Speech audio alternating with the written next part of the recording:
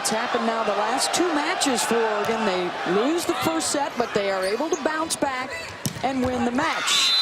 And immediately Bergsma gets her first kill. I was wondering if Coach Moore would try to spin his lineup. You can have any one of your 6 players on the floor be the first server, and that can get you different matchups at the net, but he chose not to change it, go with the same matchups.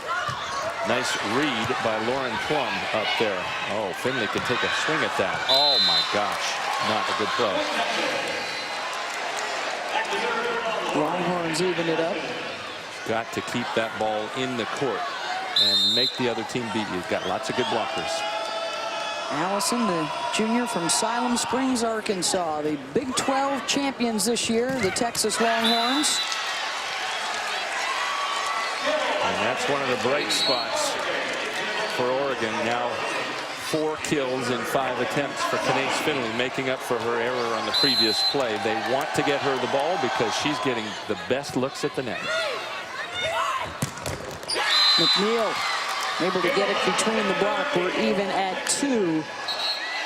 Look at the athleticism of the Longhorns. And this one-legged approach allows you to travel laterally through the air. And if you keep the ball in front of you, you can see and pick out the hole in the block. She did just that for the point. Brooks to serve. To the Oregon Ducks. They finished 2nd in the Pac-12. Kat Fisher gets the kill. They are in the midst of the best season in school history. They led the nation this year offensively in kills and assists, and you often, Coach, will reference their hitters like wide receivers, the way they run routes at the net. And we just saw it with Kat Fisher on that last play that they won before the serve out, where she audibled, and they can break off their patterns based on what the opposing block is doing. It's a very unique system that has served Jim Moore well. And off the block, what Maria talked about earlier, using that big block to get a point. So far, Fisher having success and Kanace Finley having success. I like what Plum's doing. She's going to those 2 hitters who are getting them their kills, as Texas is keying on other hitters like Bergsma, the National Player of the Year. Eckerman gets a swing off the hand of Williams. Point Texas. Shadair McNeil, a double-double with 5 blocks. She hit over 500 in the semifinal win. Their lone senior in their main rotation. Palmer coming off a career high in digs in the semis with 31.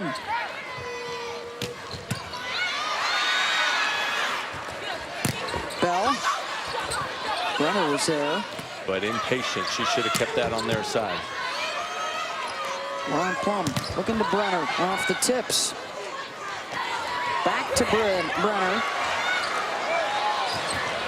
And Bergsma took a little something off and snuck through. And that's something you can do as a hitter. It's a smart choice by Bergsma. If you've gotten blocked a few times, hit out a few times, take something off, and then the block is coming down, and they can't keep their hands over the net. Kat Bell, the middle blocker for Texas, #1, was coming down and not over. Bell again over the top from Texas. That's the stat we had to keep the other night, too. The OT over the top. Lots of hitters, not just Webster and Eckerman on the left side, but McNeil and Bell can do it on the right side. Texas impressive in that first set, a big win. They're up 1-0.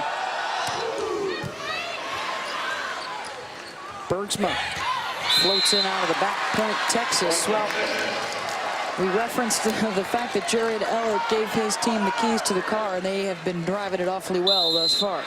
I'm surprised he waited till this late in the season to do that. If it's going to go like this, you know, maybe start that in September. Yeah, that's a little NASCAR he's got, a little stock car. Good read by Bell. She was ready.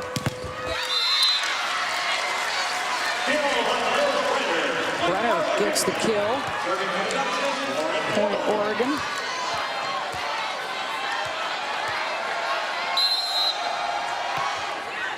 Brenner, the sophomore from Portland. Big racquetball star as a youngster and has played 3 sports already at Oregon as Bell jumps on the overpass. Oregon is still trying to put Kanace Finley, their tallest blocker, in middle as an outside blocker to try to slow Webster down, not having much success. Webster 5 kills, Eckerman 4. The Haley and Bailey show we talked about at the top, doing their thing thus far as Brenner is able to power it through the block.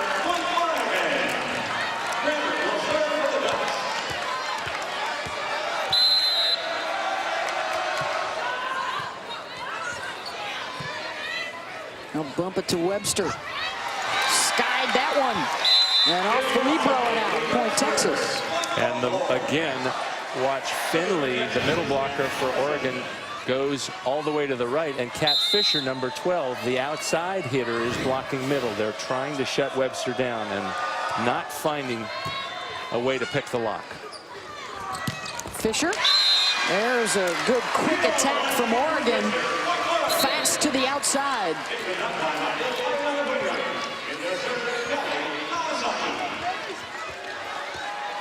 Fisher, the senior out of Los Altos, California, and one of the more versatile talents in the country. McNeil tried to go around the block. Allison looks to Webster, and again able to beat the block.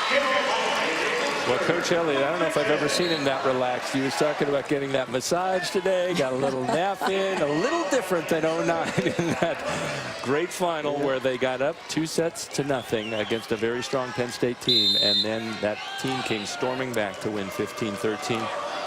He says it's a different aura about this team, and they come to work every day. Heartbreak in the 09 finals, heartbreak in the 08 semis when they had a 2-0 lead and lost to Stanford. And they were also in the semis in 2010, lost to Penn State. The one they really wanted was 09. They felt like they had worked hard enough and were good enough to win, and that's the team. That's the way they feel with this team. Absolutely capable of winning a title.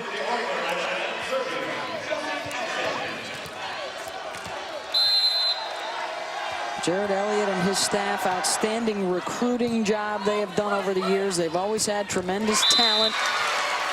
And he fancies himself more of a manager, really. He lets his assistants do a lot. The offensive and defensive coordinators, he calls them. And you can see him in white right there, Eric Sullivan. He is the defensive coordinator, controls. He's signaling how he wants his team to block there. Salima Rockwell, the other coach, managing the offense and the setters.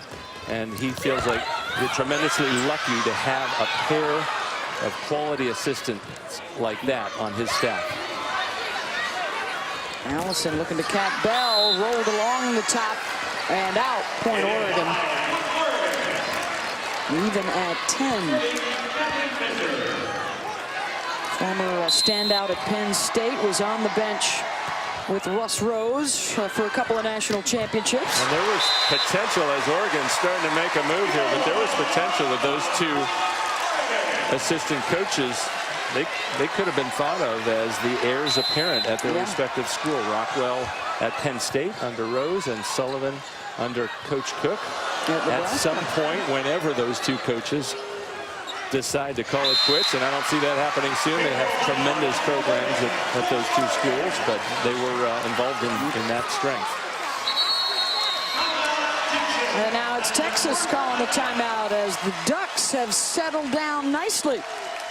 They've scored the last 3 in a row, trying to even up the match here at 1 set apiece.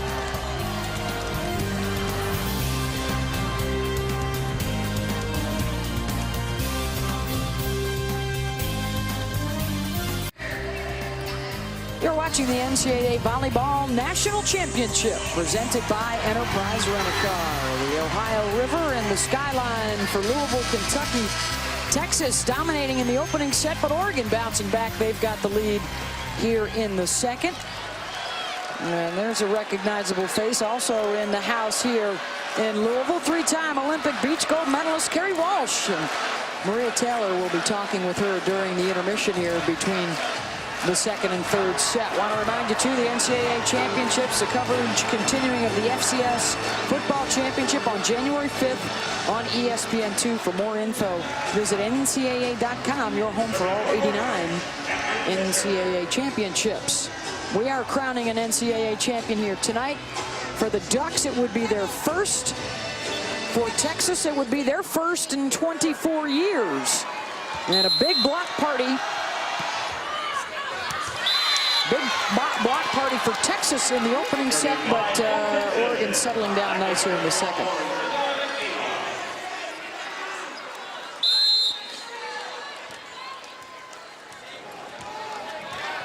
Shadair McNeil, the senior out of San Diego, serves it into the net.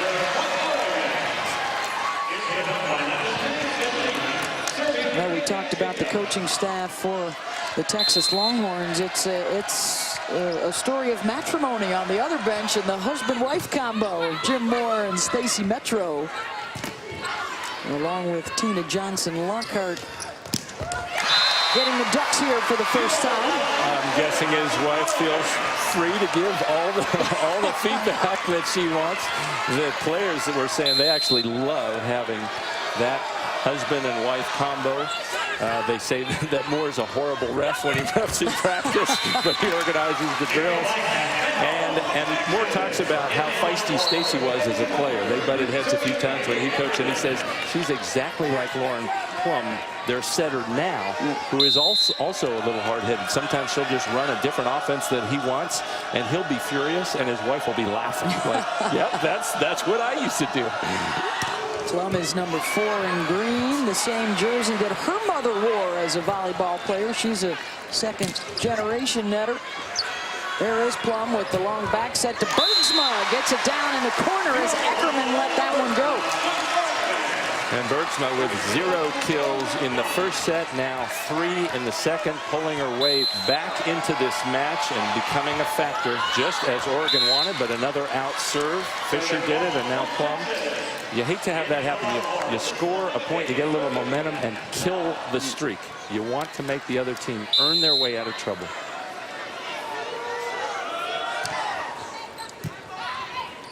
Jacob with the pass. McCage, able to shimmy shake her body to stay up just a second longer to tip that one over. Yeah, Plum getting a little more deceptive here. She tried to make it look like she was going to set ahead of her.